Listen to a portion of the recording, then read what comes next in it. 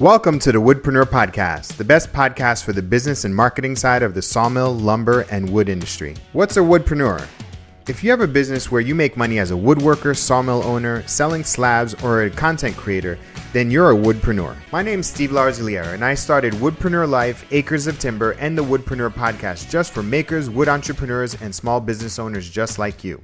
We're on a mission to empower thousands of wood businesses to grow sustainably and put out great products. Each week, I interview makers, sawyers, content creators, and 6- and 7-figure entrepreneurs that know the wood industry inside and out. With topics covering everything from the urban lumber movement, sustainable sourcing and design, we'll discuss the ins and outs of how to grow, monetize, and fully immerse yourself in the woodpreneur lifestyle. If you're a hobbyist, a full-time wood business owner, part-time entrepreneur who wants to become a content creator, or quit your day job to pursue your dreams, the Woodpreneur podcast is just for you. Thanks so much for listening. Now enjoy this episode. Hey, welcome to a brand new episode of the Woodpreneur podcast. This is your host, Steve Larziliere. Today's guest is Ben Uyeda. How you doing, Ben? Doing well. Thanks for being here. So I had you on a couple years ago before the pandemic, and which is wild. Tell everybody about what you do, and tell everybody about what you do. Yeah, so my background is a designer, originally in architecture. Started the architecture firm Zero Energy Design, focused on residential design on the East Coast. That went well, but as I got farther along into my design career, I was interested in the projects I wasn't doing, right? So in architecture, things are so often initiated from a client, right? Someone comes to you with a specific project in mind or even a specific piece of property, and you work with offering your sort of design as a service. It's a great model. It's been around for a really long time, but it's any sort of creative profession that relies on patronage to initiate creativity is, I don't know, it always, for me, it left a little bit something to be desired. And I was interested in a lot of ideas that I didn't necessarily have a client for. So I started making content as a way with very small projects is to make things that were specifically around my interests and my curiosity. And then to sort of replace or to meet sort of financial responsibilities, I started monetizing through the various sort of methods that are available online. So originally YouTube with their sort of automated ad placement, and then that grew into brand deals and so on and so forth to the point where now it's a small media company that allows me to basically be my own client. Sick. That's so great. How because you've been at this for a little while, what were the challenges in making that switch from like trying to, get paid to do design to, basically doing the projects that you want and then having people support that? Like, what was that switch like? Yeah, so I mean, there's no real challenge to doing what you're interested in. I think the question is, how do you align what you're interested in a way that is profitable? Mm, Um, and it's the same really with any business. You demonstrate value, you actively solicit your sort of services or abilities hmm to people that you think might have interest in financially supporting them, or you just keep doing what you're doing until people notice. And the latter is probably the approach that I've taken more often. So all I really focused on was doing good creative work Yeah. that interests me. It happens to be that there is a certain alignment with some of my interests and an audience of varying sizes depending on the project. hmm And when that gets sort of demonstrated, the financial opportunities tend to come from there. So it starts with my interests. Those get demonstrated with some sense of alignment to hmm an audience. hmm And then brands and people or entities that see an opportunity for them to interject their products or services into that content. hmm would come to me. So there isn't like a specific challenge. It's just any more than there is in getting yourself to do the work. And then when you do the work, to be clear with yourself about whether or not that work is valuable only to yourself or if there is some overlap. Yeah, yeah. That's yeah, that makes sense. It's I mean, really it's about when you are approaching things from a curiosity and interest-based perspective, it comes out in a more genuine and authentic way, and therefore you're probably going to because it's something that you're genuinely interested in, you're probably going to find more people just like that, and therefore there's probably opportunities and companies that would support something like that, right? Maybe. Maybe, because I think there's some people that have genuine interests Mm-hmm. that no one else is interested in. True. And Yeah. certainly some of my genuine interests, authentic as they may be, don't always resonate with the same amount of people as some of my other genuine interests. Yeah. I think what is the universal part is there's less struggle on the motivation side when Mm. you're interested in something. Yeah. It feels like more work to get out of bed and get started on a project that you're like, wow, this is a lot of work and I'm not really into it. Yeah. So I try not to factor in what other people might think into sort of my core process now. Yeah. So it's much more, I'm going to focus on where I have the motivation. Mm-hmm. If I have the motivation, then I'll probably get it done. Yeah. And then we'll see what happens. And if it does well, great. If not, that. But I think the authenticity word, I tend to sort of stay away from it because everything can kind of be authentic and nothing can be authentic, right? Mm. There's if something is done in the sense of a business, I mean, in many ways, I think a lot of marketing is authentic. Yeah. It's authentically obvious that they're Trying spending money to make more money yeah. and they're trying to get ROI. Yeah. That is an authentic relationship that anyone that's mature enough to kind of observe the ad supported media environment Mm-hmm. should understand. But I just try to mostly focus on what am I curious about Mm-hmm. and what do I have the motivation to do. And as long as things are, as long as you're making more money than you're spending, Yeah. you kind of don't have to think about it to any greater detail. That's incredible. What was the project that kind of like popped you off and like in a particular thing that you're like, whoa, I'm really on this sort of I'm on this wavelength, I'm on this path and I'm gonna continue down. Was there a project that you did and filmed that you're like, wow, this really kind of set the tone for how I'm gonna work? Not an individual project. There was, there's moments where projects uh, interface with an algorithm that gets viewership that's greater than anything you've ever had before.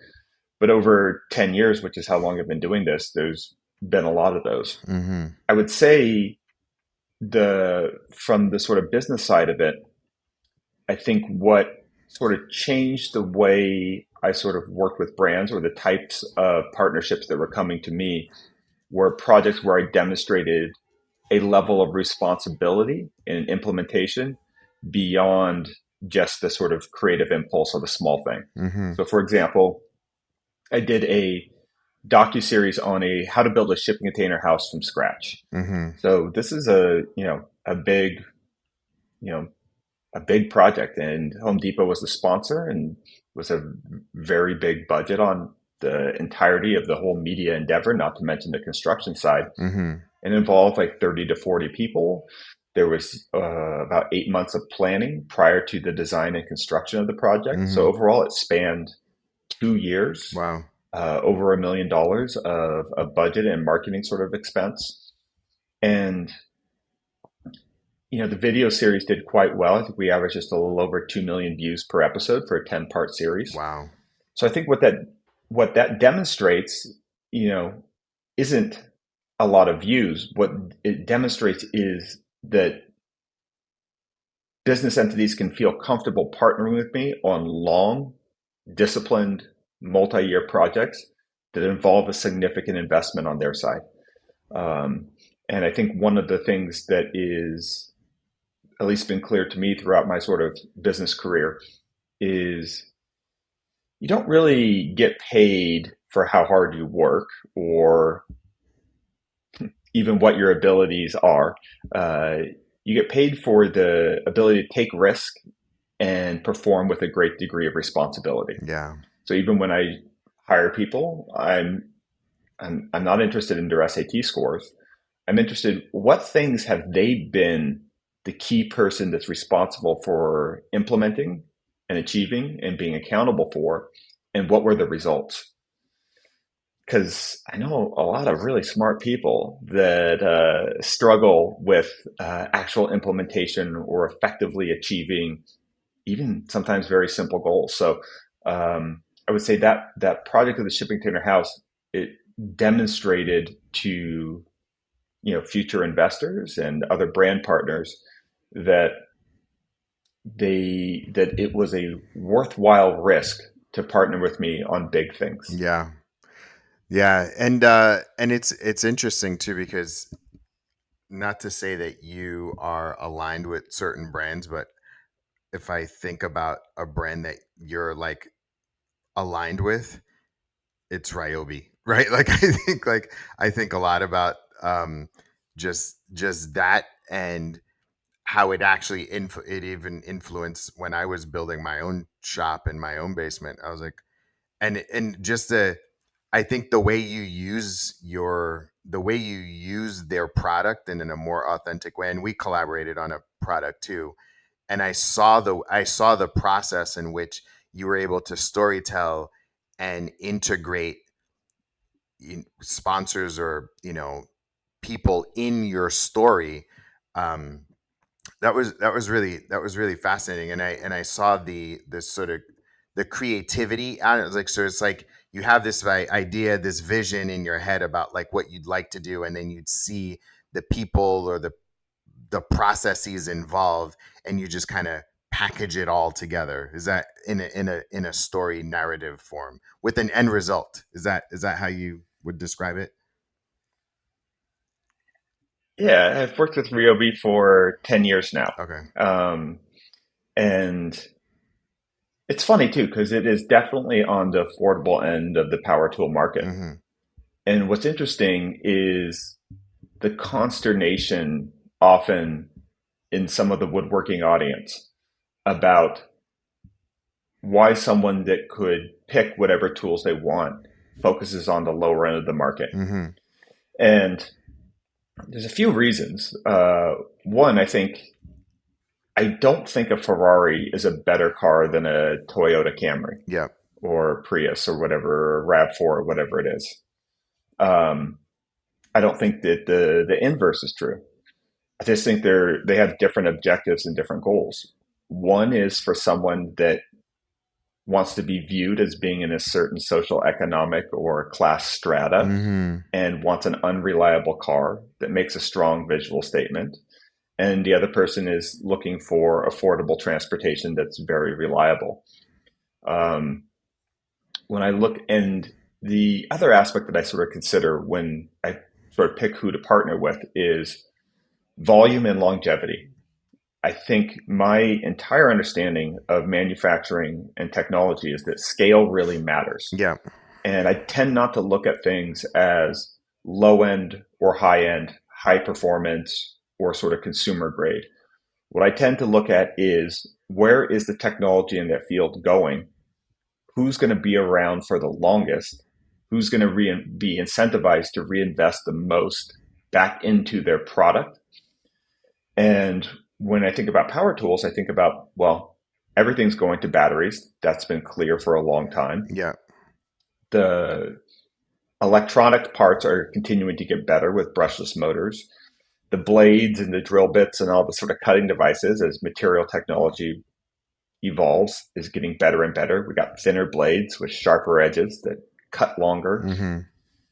And so from there, when I think about it, it's like, well, if I'm going to partner with a company, I want one with the most amount of options, with the most amount of volume, Mm, because they're going to be able to get scale. yeah. Um, so much like when when I was born, uh, Japanese car companies didn't have the best reputation. They were actually seen as, in many ways, sort of inferior or less reliable. Yeah. That changed through cheapness. Cheapness allowed them to get the actual quality and get the edge on American manufacturing, Yeah. to the point where American manufacturing was then bringing Japanese companies over to learn about their sort of efficient manufacturing processes. So Lean. Yeah. I firmly believe that whoever has the most volume is going to be able to have the biggest war chest Mm-hmm. to do the most innovative stuff over the long term. And Festool's great. Love their sanders. I think they're pretty fantastic. Mm-hmm. Uh, I've had their kind of compound miter saws and their track saws and things like that. Pretty nice. Would I spend my own money on that versus basic ones and then constantly upgrading? No, I Mm, wouldn't. yeah. Um, and then from there, I kind of think the results sort of speak for themselves. I was with several of my friends that are chefs, and we were talking. They get asked, much like photographers get asked, like, "Oh, what knives do you use? What that?" And some of them have kind of like, personal connections to particular brands or a knife that was made to them by a knife maker that they know. But for the most part, they just look and they're just like, well, whatever is there, whatever gets the job done.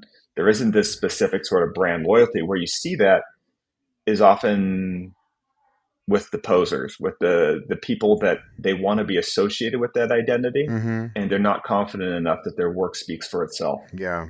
And so they focus on more what they're using instead of what they're making. Yeah. Interesting. Yeah. Yeah, that's super interesting. Yeah, I love I mean and I guess from an architect, designer, creative, like you have a certain set of tools and whatever you like a certain set of inherent tools and training that you can use a diverse tool set in order to get a job done. So for you, it makes sense to just like, hey, this is the particular brand that I would love to partner with and align with. And also too that since you are in a entertainment and a education role through your videos that you're showing people like what's possible. Is that right? Yeah. Um, I don't think of it, I don't really think of it as education or entertainment. It's not sort of I'm sure there's ancillary things like that that happen. Mm-hmm. Uh, I'm not really thinking too much about the media side of it Hmm. and what it means to the audience. Um, I Interesting. used to a little bit more, but these days it's simply what do I want to do? Um, I do want to share it because there is some sort of business opportunities that come from that. Yeah. But the minute you start thinking about that, the tail starts wagging the dog. Mm. You start making assumptions about people that you've never met and what they're going to want to see you do Mm. rather than what you're interested in doing and trying to find that overline. You may end up at the same point, right? You could come up with an idea that you think the audience would like, and also then you get interested and then you're curious to see whether or not your assumptions were right. There's a lot of gray area there.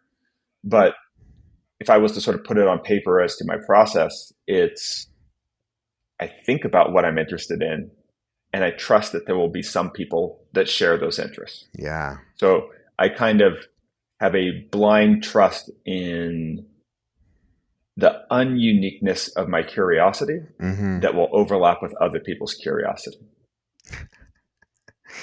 You're like you're not you're not like a contrarian, but you have a very creative artist perspective as it relates to the the way that you express yourself, which is really cool because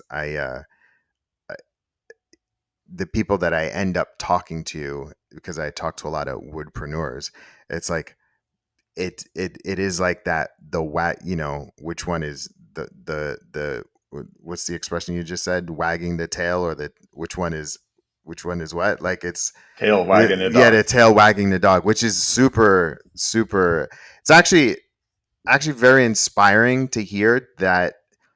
And it's an interesting perspective um as it approaches to business, and obviously it works for you, right? We connected last. Wait, I'm sorry. You were going to say something. No. I was just saying I think also people change what they say depending on the title that they feel most insecure about. Mm, So having been around a lot of people in the kind of woodworking and or lumber or trades kind of businesses yeah. that are, having small businesses, trying to get the medium size and hopefully maybe even after that getting to a big size. They often come, at least in my experience, from a high degree of confidence in their craft or their knowledge of the subject matter Yeah. and a little bit of insecurity about where that's going in the sort of broader business sense. Yeah. And so the minute they try to focus on business, they start speaking about things in sort of an aspirational way of what they want to kind of project themselves to be, Mm-hmm. um, which is great. It can be a very effective thing, but I don't. All I'm trying to do is to have clarity in my mind about what I'm going to do when I wake up in the morning. And I find that the simpler I make things to myself, Mm-hmm. of just being, well, you're going to work on the things that you have some responsibility in, Yeah. and then the things that you're also curious about. Then I don't have to think about like, you know, a whole slew of business terms, which were never core to my interest anyways. Mm-hmm. They're just sort of means to the end, Mm-hmm. right? Like I once, I had some people that were very new to building stuff come by, and they, were watching me use an impact driver and a drill, two similar tools, different functionalities, but could be used interchangeably. And sometimes I'd grab one and sometimes I'd grab the other and go, wow, why did you use the impact driver there instead of the drill? And I'm like, because it was closer to Mm-hmm. my hand. Mm-hmm. And they were sitting there taking notes, being like, okay, I need to use the impact driver for this and the drill for this. And there is a technical reason to use one over the other. And certainly if you're sort of, doing major construction, those and in large projects, the efficiency of one versus the other at scale really matters. But they tend to focus on sort of arbitrary details. Yeah. Um, and again, it's like when I talk to photographers, people always ask me What what camera? camera I use. And I go, Yeah. I don't know, like whatever. I have a whole bunch of them. I use different ones for different things. I just pick one up and shoot. I'm not thinking that hard about those specific terms or, you know, am I setting up a sales funnel or am I doing this sort of business strategy, the other one? I simply focus on the core things of what I'm interested in, where have I made commitments that I'm Yeah. responsible for, and those two things are there. I'm typically motivated enough to meet the requirements. That's awesome. Hey everyone, Steve here. I've been thinking a lot about how we can all push our wood businesses forward, especially in these times when adapting and innovating are more important than ever. That's why I'm thrilled to introduce something brand new from Woodpreneur Podcast, and it's the Woodpreneur Live Sawmill and Lumber Business Summit. Mark your calendars for May 17th because we're creating a space where you can dive deep into the latest strategies for marketing, branding, and scaling your business. And here's the cool part. It's entirely up to you how you want to experience this. Join us virtually from your workshop or in person at Woodmiser in Portland, Oregon. Either way, you're going to be part of a community looking to grow and thrive together. This summit is the kickoff to our Woodpreneur Live series, focusing on bringing actionable insights to every niche within the woodworking and sawmill and lumber industry business owners. And you're up first. We got a lineup that's going to blow you away. Real talk from real experts who understand the nitty gritty of our trade.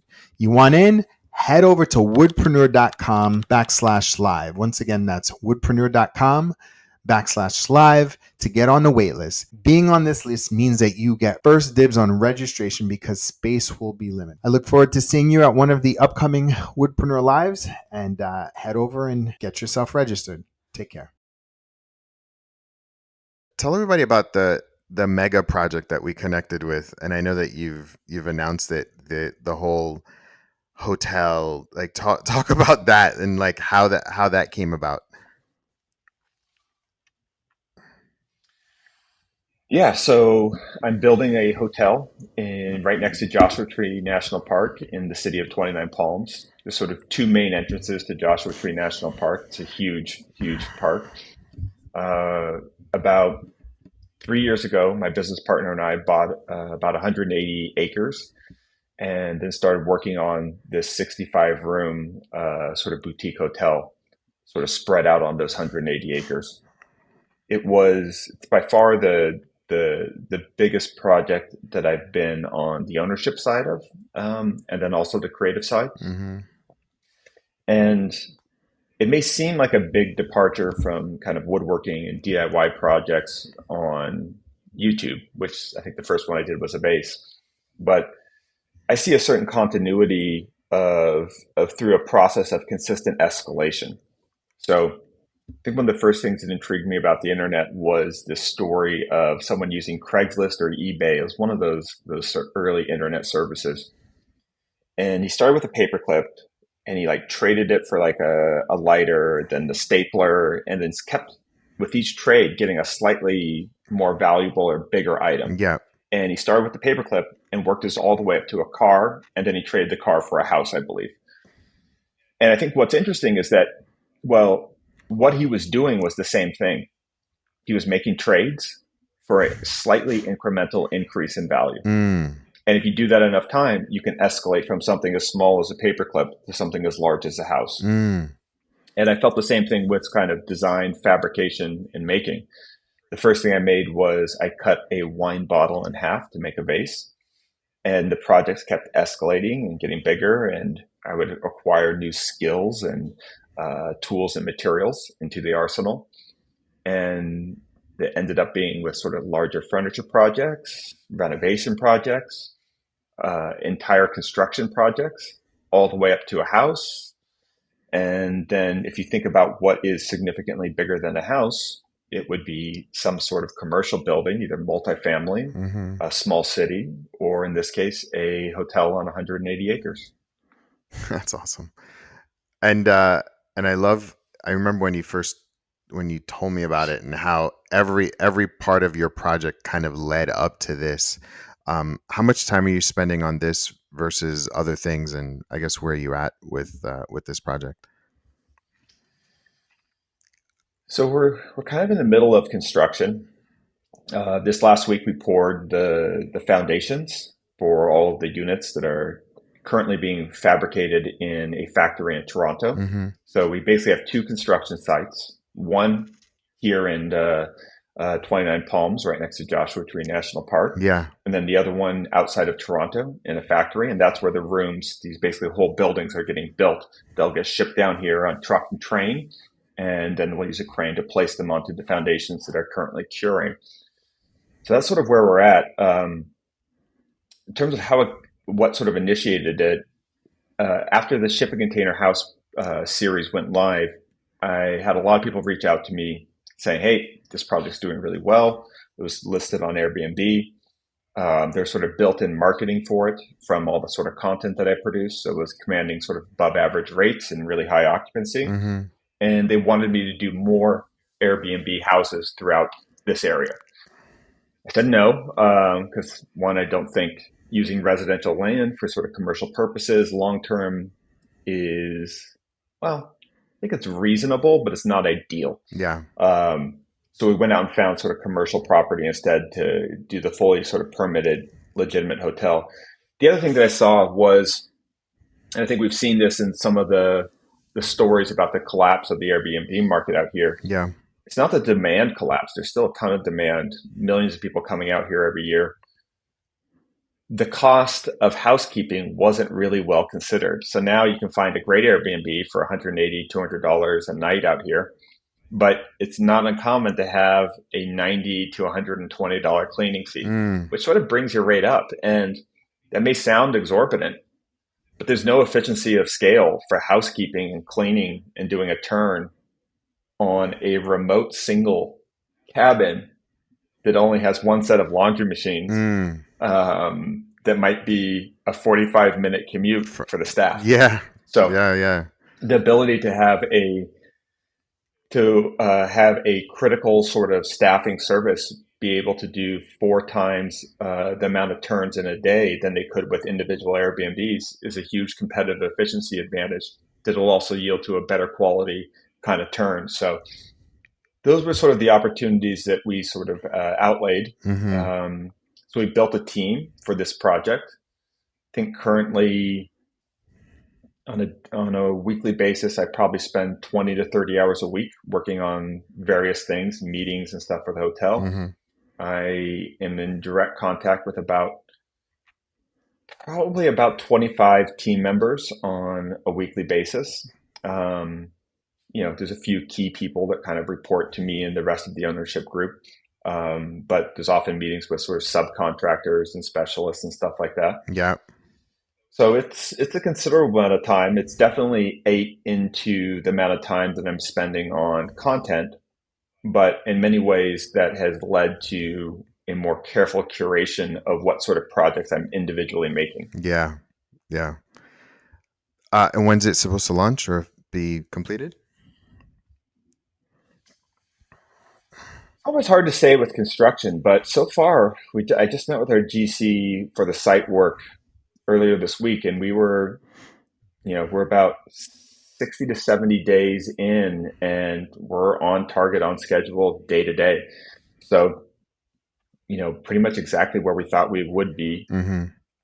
There's always every construction project involved with. There's been some delays, and then sometimes you make them back up, or sometimes you end up opening up a little bit slower.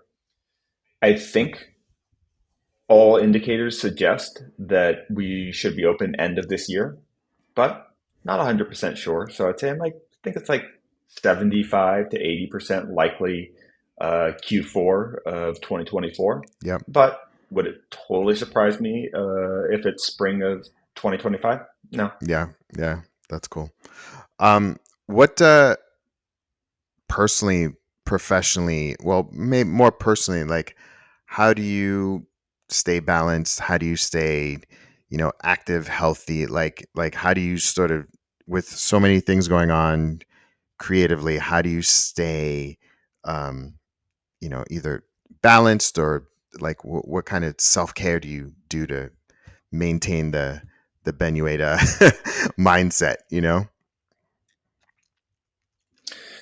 Yeah. So the question of work-life balance is interesting. I think Well, it's not. whenever I get asked this sort of question about work-life balance, No, it's not work life balance. It's like what drives you internally and how do you take care of yourself? It's not, I know there's no real thing about balance, but like outside of all this, like what drives you and what sort of makes you feel whole and complete or fulfilled rather.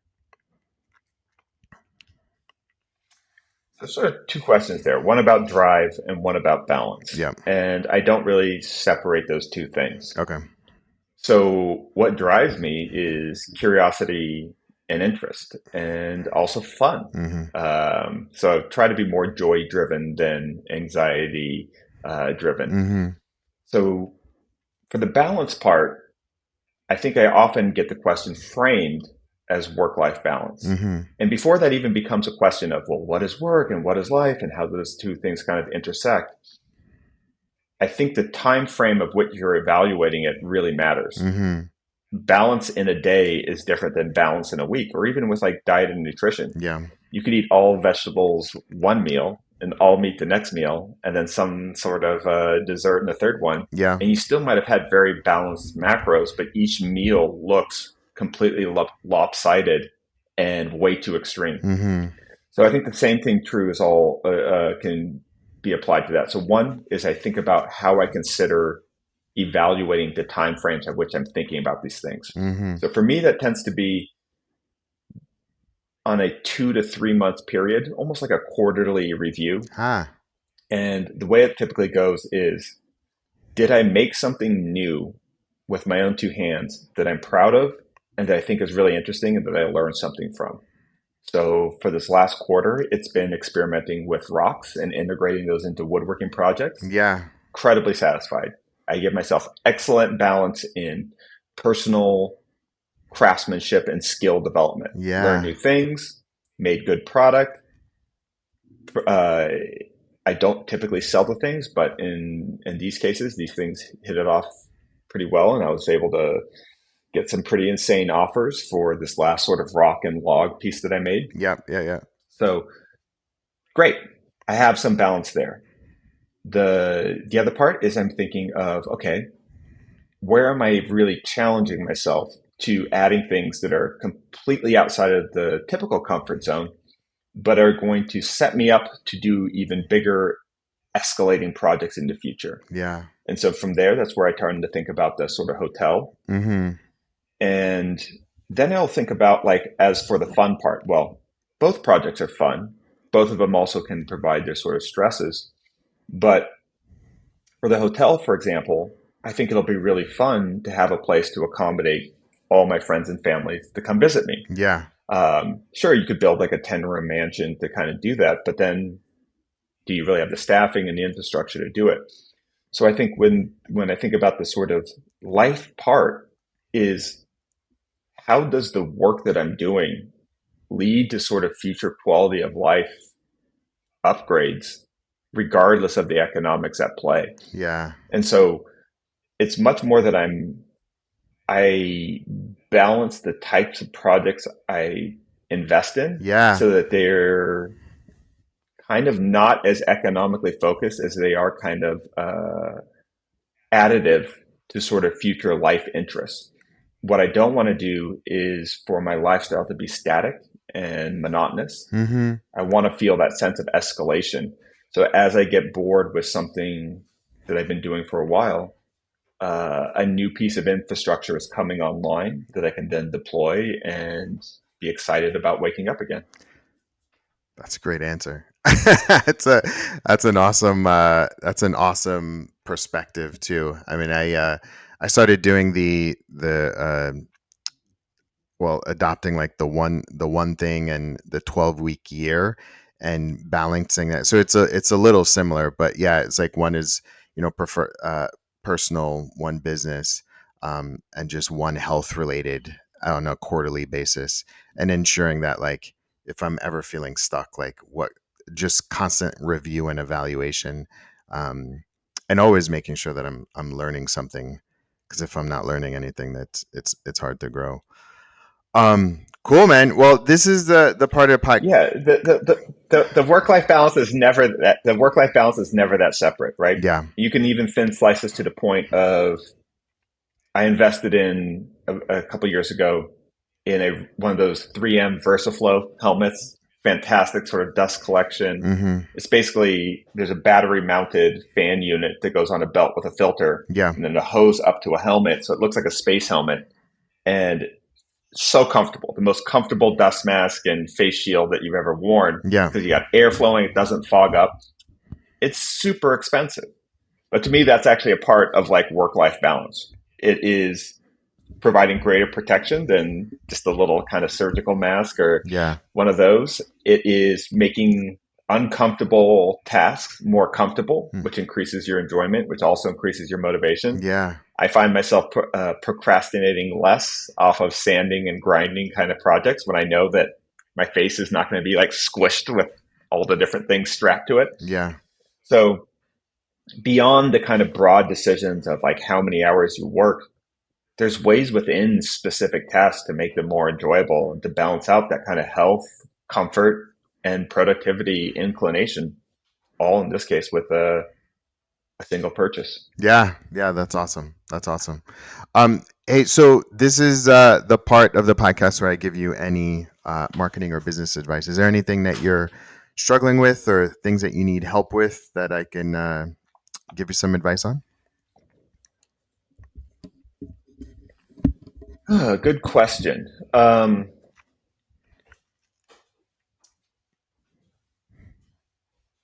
can't, I try not to, I've really stopped listening to kind of business guru kind of stuff Yep. just because I found that it created some sort of pressure to normalize. And I think it's often the best people in that content space become very popular. Mm-hmm. And then because it's popular, a lot of people listen to it and then follow their advice.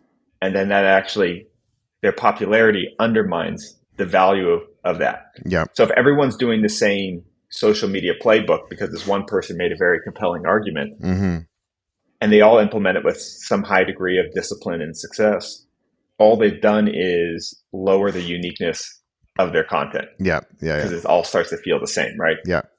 So instead, what I look for is deeply technical, specific, localized sort of knowledge. So, given your sort of background and what you've done, is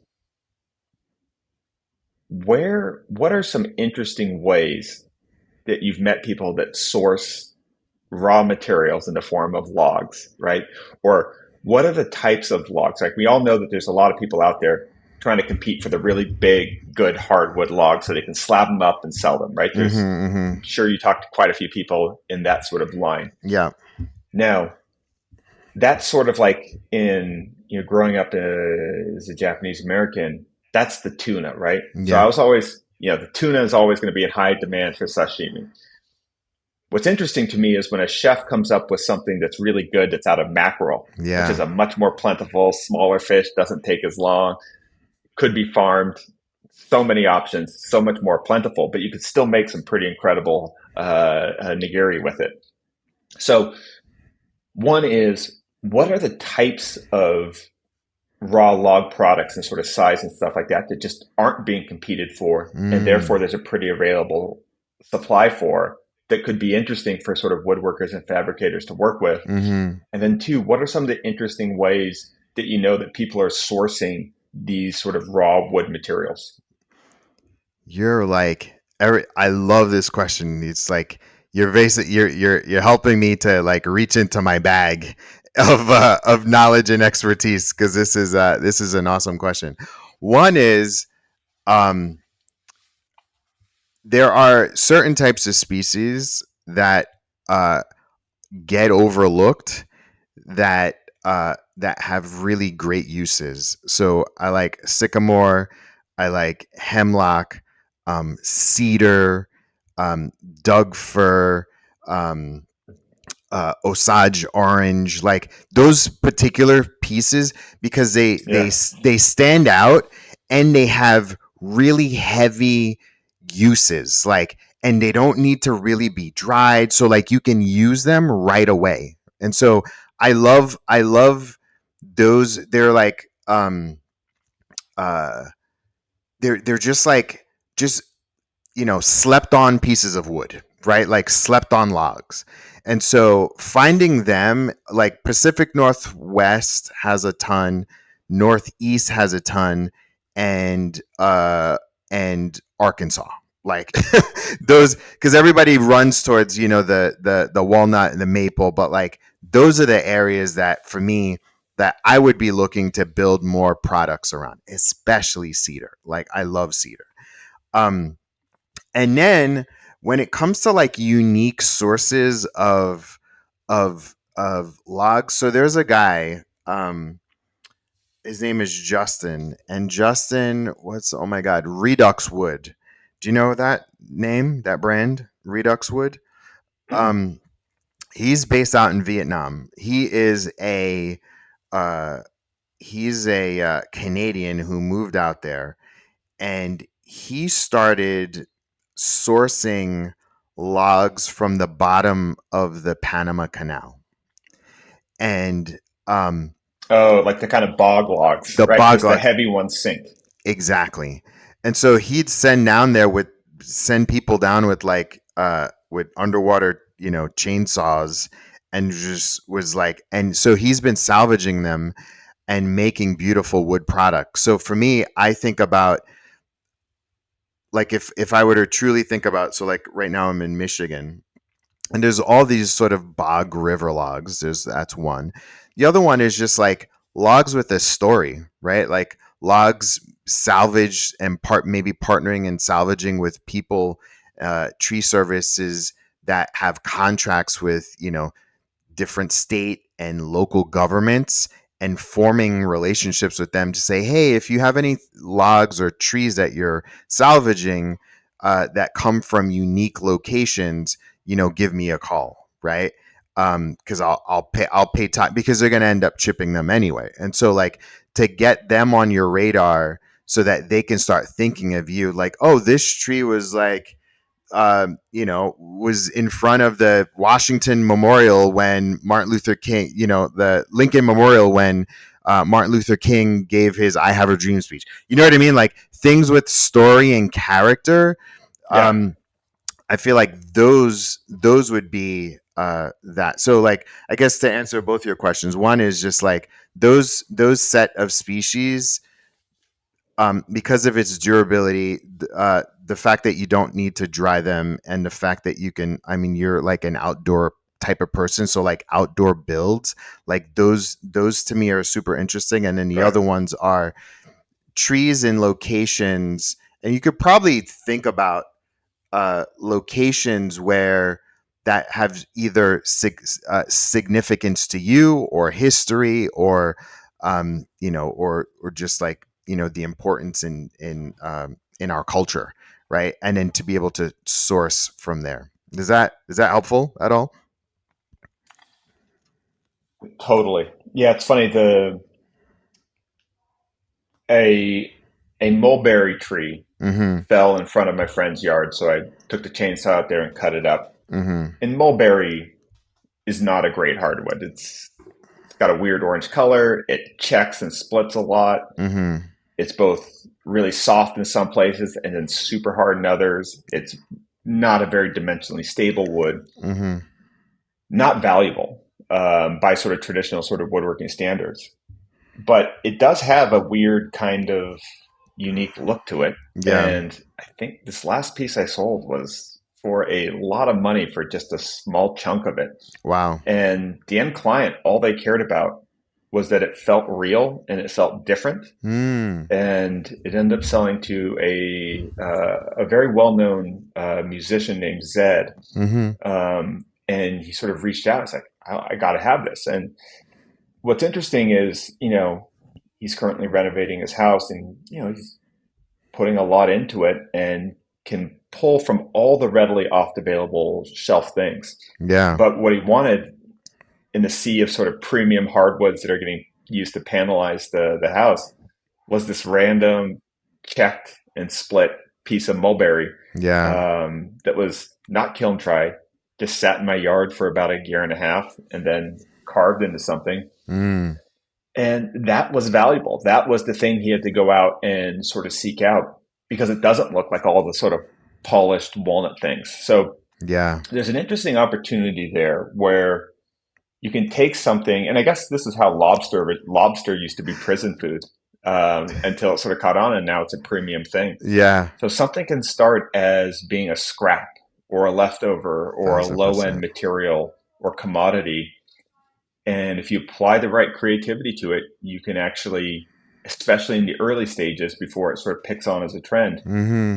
really have extraordinary margins. Yeah. So I've made walnut tables for clients and, they've sold for a good amount, but probably at the very best, still like 30% of the price went towards materials. Yeah. Um, Yeah.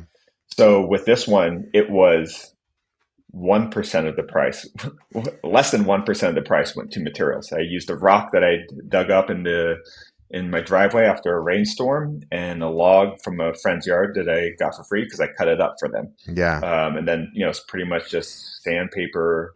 Rubio Monaco is pretty expensive, so that accounted for a bit of it. But yeah, it's these kind of scrap things are interesting. I think the other woods on more the West Coast that's kind of like the ones you mentioned would be eucalyptus. Yes. Very hard, Yes. very dense wood, splits a lot, really interesting color, has a Mm-hmm. cool smell.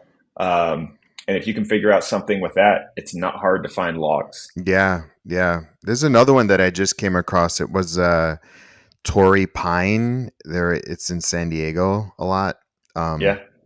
there's a lot of that. It's just it almost feels like with some of these species, especially like walnut, it's kind of like, what's that, Honey Crisp apples, you know what I mean? It feels like it's this manufactured Yeah. Yeah. way of marketing lumber. Some farmers in the Midwest decided, like, we're gonna come up with a new species and we're gonna jack up, it's a um but yeah, that's Yeah. Walnut is to woodworker what Stanley Cups are to mom bloggers. I'm gonna quote you on that. That's awesome. Um, cool, man, dude. So, tell everybody how to find you, Instagram and website and stuff. Just search for my name, Benjamin Uyeda on Instagram, and just Ben Uyeda on pretty much everything else, and you'll find me eventually. Awesome. Thank you so much, man. I look forward to getting your story out. All right. Take care.